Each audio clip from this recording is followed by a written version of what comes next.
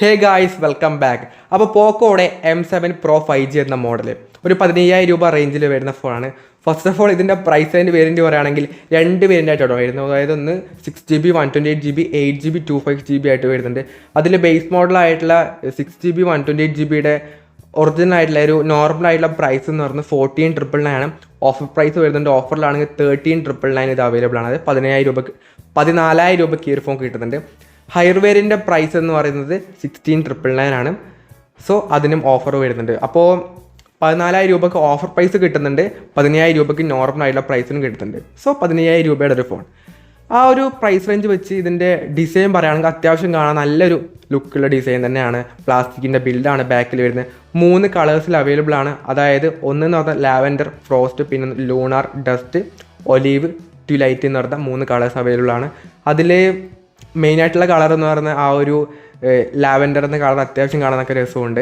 ഡിസൈനും അത്യാവശ്യം രസമുണ്ട്. പക്ഷേ ഭയങ്കര ഒരു പുതിയതായിട്ടുള്ള ഡിസൈൻ അല്ല, ഓൾറെഡി കണ്ടുവന്ന ഡിസൈനാണ്. എന്നാലും ഇറ്റ്സ് ഓക്കെ, അത്യാവശ്യം നല്ല ഡിസൈനൊക്കെ വരുന്നുണ്ട്. വെയിറ്റ് ആൻഡ് തിക്നെസ് പറ്റി പറയുകയാണെങ്കിൽ 190 ഗ്രാം വെയിറ്റും 8 mm തിക്നെസ്സും കൊടുത്തിട്ടുണ്ട്. IP64 IP റേറ്റിംഗ് ഒക്കെ തന്നെ ഈ ഒരു പ്രൈസ് സെഗ്മെൻറ്റിൽ തന്നെ വരുന്നുണ്ട്.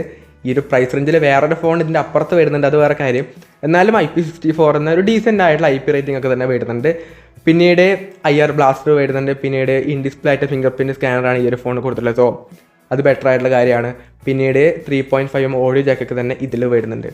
സോ ഡിസൈൻ അല്ലെങ്കിൽ ബിൽഡിനെ പറ്റി പറയുകയാണെങ്കിൽ ഓക്കെയാണ്, അത്യാവശ്യം രസമൊക്കെ ഉണ്ട്. അങ്ങനെ വലിയ രീതിയിലുള്ള ഒരു ഡ്രോബാക്ക് ഒന്നും അതിനെപ്പറ്റി പറയാനില്ല, ഇറ്റ്സ് ഓക്കെ. ദെൻ ഇതിൻ്റെ ഡിസ്പ്ലേ ആണ് 6.67 ഇഞ്ച് വരുന്ന ഒരു ഫുൾ HD 120Hz ഒരു G OLED ആയിട്ടുള്ള ഡിസ്പ്ലേ ആണ് വരുന്നത്. 2100 നിറ്റ്സിൻ്റെ പീക്ക് ബ്രൈറ്റ്നസ് വരുന്നുണ്ട്. സോ ഈ ഒരു പ്രൈസ് സെഗ്മെൻറ്റിൽ വേറെ ഏതൊരു ഫോണും ഇത്രയ്ക്കും പീക്ക് ബ്രൈറ്റ്നസ് വരുന്നില്ല. സോ അത്യാവശ്യം ബ്രൈറ്റ് ആയിട്ട് ഡിസ്പ്ലേ ആണ് ഈ ഒരു ഫോണിന് വരുന്നത്. പിന്നീട് കോർണിംഗ് ഗൊറില്ല ഗ്ലാസ് 5 പ്രൊട്ടക്ഷനും ഫ്രണ്ട് ഡിസ്പ്ലേ കൊടുത്തിട്ടുണ്ട്. ഫ്ലാറ്റ് ആയിട്ട് ഡിസ്പ്ലേ ആണ്, കർവ്ഡ് അല്ല.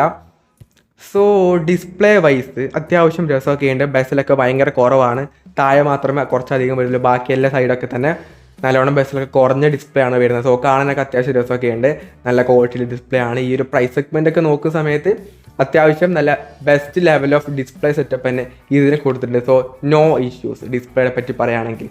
ദെൻ ഇതിൻ്റെ ക്യാമറയാണ് 15 MB പ്രൈമർ ക്യാമറ വരുന്നുണ്ട്. അതും സോണിയുടെ LYT600 എന്ന സെൻസറാണ് ഇതിൽ കൊടുത്തിട്ടുള്ളത്. 2 MB ഡെപ്ത് സെൻസറും സെക്കൻഡറി ആയിട്ട് കൊടുത്തിട്ടുണ്ട്. സോ അത് വലിയൊരു ഉപയോഗമില്ലാത്ത ക്യാമറയാണ്. സെൽഫി ക്യാമറ ആണെങ്കിൽ 20 MB സെൽഫി ക്യാമറ ഫ്രണ്ടിലായിട്ടും കൊടുത്തിട്ടുണ്ട്. ഫ്രണ്ടിലാണെങ്കിലും റിയറിലാണെങ്കിലും 1080p 13 FPS വീഡിയോസ് മാത്രമേ ഷൂട്ട് ചെയ്യാൻ വേണ്ടി പറ്റുള്ളൂ. 4K ഒന്നും തന്നെ സപ്പോർട്ട് ചെയ്യുന്നില്ല. ക്യാമറ പറ്റി പറയുകയാണെങ്കിൽ മെയിൻ ക്യാമറ, അതായത് 15 MB main camera Sony sensor ആയതുകൊണ്ട് തന്നെ അതിൻ്റേതായിട്ടുള്ള നല്ല ക്വാളിറ്റിയുള്ള ഫോട്ടോസ് എന്തായാലും ഇതിൽ നിന്ന് കിട്ടുന്നതായിരിക്കും. സോ നല്ല ഫോട്ടോസ് കിട്ടുന്നുണ്ട്. സെൽഫി ക്യാമറയും അത്യാവശ്യം കുഴപ്പമില്ലാത്ത നല്ല ക്വാളിറ്റിയുള്ള ഫോട്ടോ സെൽഫിയിലും കിട്ടുന്നുണ്ട്. സോ ക്യാമറ വൈസ് ആണെങ്കിലും ഉഗ്രനാണ്, കുഴപ്പമൊന്നും ഈ ഒരു പ്രൈസ് സെഗ്മെൻറ്റ് പറയാനില്ല. സോ അത്യാവശ്യം നല്ല ക്യാമറയും ഇതിന് വരുന്നുണ്ട്. ദെൻ ഇതിൻ്റെ പെർഫോമൻസ് ആണ്.